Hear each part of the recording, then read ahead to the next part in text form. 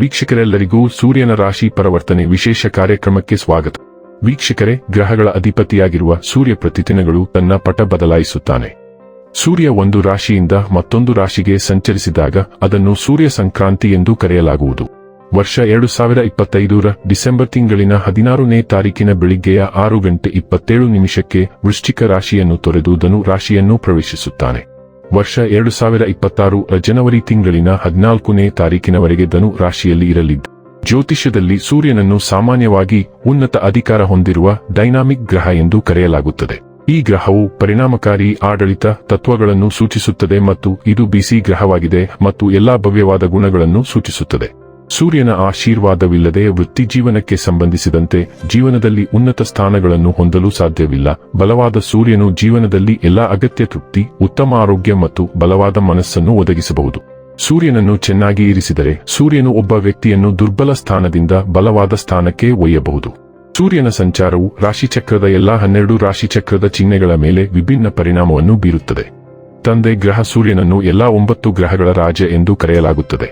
ನಮ್ಮ ಗ್ರಹ ಭೂಮಿಯು ಸೂರ್ಯನ ಸುತ್ತ ಸುತ್ತುತ್ತದೆ ಎಂದು ನಮಗೆಲ್ಲರಿಗೂ ತಿಳಿದಿದೆ ಮತ್ತು ಸೂರ್ಯನು ನಮ್ಮೆಲ್ಲರ ಜೀವನಕ್ಕೆ ಕ್ರಾಂತಿ ಮತ್ತು ಶಕ್ತಿಯನ್ನು ಒದಗಿಸುತ್ತದೆ. ಈ ಪ್ರಮುಖ ಜೀವಶಕ್ತಿಯು ನಮ್ಮ ದೇಹದಲ್ಲಿ ಚಲಿಸುತ್ತದೆ ಮತ್ತು ನಮ್ಮ ಜೀವನವು ಈ ಶಕ್ತಿಯೊಂದಿಗೆ ನಡೆಯುತ್ತದೆ. ಈ ಕಾರಣದಿಂದಾಗಿ ನಮ್ಮ ಜೀವನವು ಮುಂದುವರಿಯುತ್ತದೆ ಮತ್ತು ಸೂರ್ಯನನ್ನು ಈ ಇಡೀ ಜಗತ್ತನ್ನು ನೋಡಿಕೊಳ್ಳುವವನು ಎಂದು ಏಕೆ ಪರಿಗಣಿಸಲಾಗುತ್ತದೆ. ಹಾಗಾದರೆ ಬನ್ನಿ, ಇಲ್ಲಿ ಸೂರ್ಯದೇವನ ಧನು ರಾಶಿಯಲ್ಲಿ ಈ ಗೋಚರ ಇಲ್ಲಿ ಪ್ರತ್ಯೇಕವಾಗಿ ಮಕರ ರಾಶಿಯ ಜಾತಕದ ಪಾಲಿಗೆ ಹೇಗೆ ಸಾಬೀತಾಗಲಿದೆ, ಯಾವೆಲ್ಲ ಫಲಗಳು ಇಲ್ಲಿ ನಿಮಗೆ ಲಭಿಸಲಿವೆ ಮತ್ತು ಯಾವ ವಿಷಯವಾಗಿ ಇಲ್ಲಿ ನೀವು ವಿಶೇಷ ಎಚ್ಚರಿಕೆ ಹೊಂದಿರಬೇಕು ಅನ್ನೋದನ್ನ ನೋಡೋಣ. ಎಂದಿನಂತೆ ನಮ್ಮ ವಿನಂತಿ ಎಂದರೆ, ನೀವಿನ್ನೂ ನಮ್ಮ ಚಾನೆಲ್ ಅನ್ನು ಸಬ್ಸ್ಕ್ರೈಬ್ ಮಾಡಿಲ್ಲವೆಂದರೆ ದಯವಿಟ್ಟು ಈಗಲೇ ನಮ್ಮ ಚಾನೆಲ್ ಅನ್ನು ಸಬ್ಸ್ಕ್ರೈಬ್ ಮಾಡಿ. ಹಾಗೆ ನಿರಂತರ ವಿಡಿಯೋ ಅಪ್ಡೇಟ್ಸ್ಗಳಿಗಾಗಿ ತಪ್ಪದೇ ಪಕ್ಕದ ಬೆಲ್ ಐಕಾನ್ ಬಟನ್ ಕೂಡ ಕ್ಲಿಕ್ ಮಾಡಿ. ವೀಕ್ಷಕರೇ, ಸೂರ್ಯನ ಸಂಚಾರದ ಅವಧಿಯಲ್ಲಿ ಮಕರ ರಾಶಿಗೆ ಸೇರಿದ ಜನರ ಖರ್ಚು ಆಶ್ಚರ್ಯಕರವಾಗಿ ಹೆಚ್ಚಾಗಬಹುದು. ಹಾಗಾಗಿ ಈ ಅವಧಿಯಲ್ಲಿ ಉತ್ತಮ ಬಜೆಟ್ಗಾಗಿ ಯೋಜನೆಯನ್ನು ರೂಪಿಸಿ ಮತ್ತು ನಿಮ್ಮ ಆದಾಯವನ್ನು ನಿಮ್ಮ ಬುದ್ಧಿವಂತಿಕೆಯಿಂದ ಉಳಿತಾಯ ಮಾಡಿ.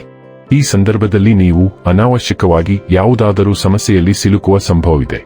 ಜೊತೆಗೆ ಈ ಅವಧಿಯಲ್ಲಿ ನಿಮ್ಮ ಮಕ್ಕಳ ಬಗ್ಗೆ ಹೆಚ್ಚಿನ ಗಮನ ನೀಡಿ ಮತ್ತು ಅವರೊಂದಿಗೆ ಉತ್ತಮ ಸಂಬಂಧವನ್ನು ಹೊಂದುವಂತೆ ಕಾಳಜಿ ವಹಿಸಿ. ಇದರಿಂದಾಗಿ ನಿಮ್ಮ ಮತ್ತು ನಿಮ್ಮ ಮಕ್ಕಳೊಂದಿಗಿನ ಸಂಬಂಧವನ್ನು ಇನ್ನಷ್ಟು ಬಲಪಡಿಸಬಹುದು. ಈ ಅವಧಿಯಲ್ಲಿ ಶಾರೀರಿಕವಾಗಿ ನಿಮಗೆ ಯಾವುದಾದರೂ ಗಾಯ ಉಂಟಾಗುವ ಸಂಭವವಿದೆ. ಹಾಗಾಗಿ ವಾಹನವನ್ನು ಚಲಾಯಿಸುವಾಗ ಬಹಳ ಎಚ್ಚರಿಕೆಯಿಂದ ಇರುವುದು ಅವಶ್ಯಕ. ಮಕರ ರಾಶಿಯವರಿಗೆ ಸೂರ್ಯನು 8ನೇ ಮನೆಯ ಅಧಿಪತಿಯಾಗಿದ್ದು 12ನೇ ಮನೆಗೆ ಸಾಗುತ್ತಾನೆ. ಈ ಕಾರಣದಿಂದಾಗಿ ಧನು ರಾಶಿಯಲ್ಲಿನ ಈ ಸೂರ್ಯ ಸಂಚಾರದ ಸಮಯದಲ್ಲಿ ನೀವು ಆನುವಂಶಿಕತೆ ಮತ್ತು ಇತರ ಅನಿರೀಕ್ಷಿತ ವಿಧಾನಗಳ ಮೂಲಕ ಲಾಭ ಪಡೆಯಬಹುದು. ಹಠಾತ್ ಗಳಿಕೆಯೂ ಸಾಧ್ಯ. ವೃತ್ತಿಜೀವನದ ವಿಷಯದಲ್ಲಿ ನೀವು ನಿಯೋಜನೆಗಳು ಅಥವಾ ಯೋಜನೆಗಳಿಗಾಗಿ ದೂರದ ಪ್ರಯಾಣ ಮಾಡಬೇಕಾಗಬಹುದು.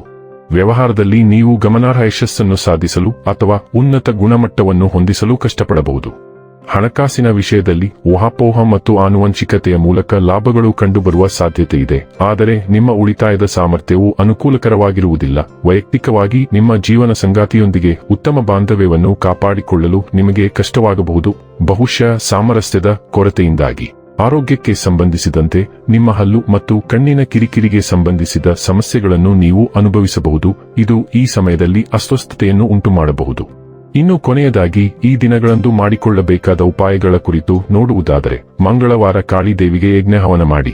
ವೀಕ್ಷಕರೇ, ಇದಾಗಿತ್ತು ಮಕರ ರಾಶಿಯ ಜಾತಕದವರ ಸೂರ್ಯನ ರಾಶಿ ಪರಿವರ್ತನೆಯ ಮಾಹಿತಿ ಇಷ್ಟವಾದರೆ ವಿಡಿಯೋವನ್ನು ಲೈಕ್ ಮತ್ತು ಶೇರ್ ಮಾಡಿ.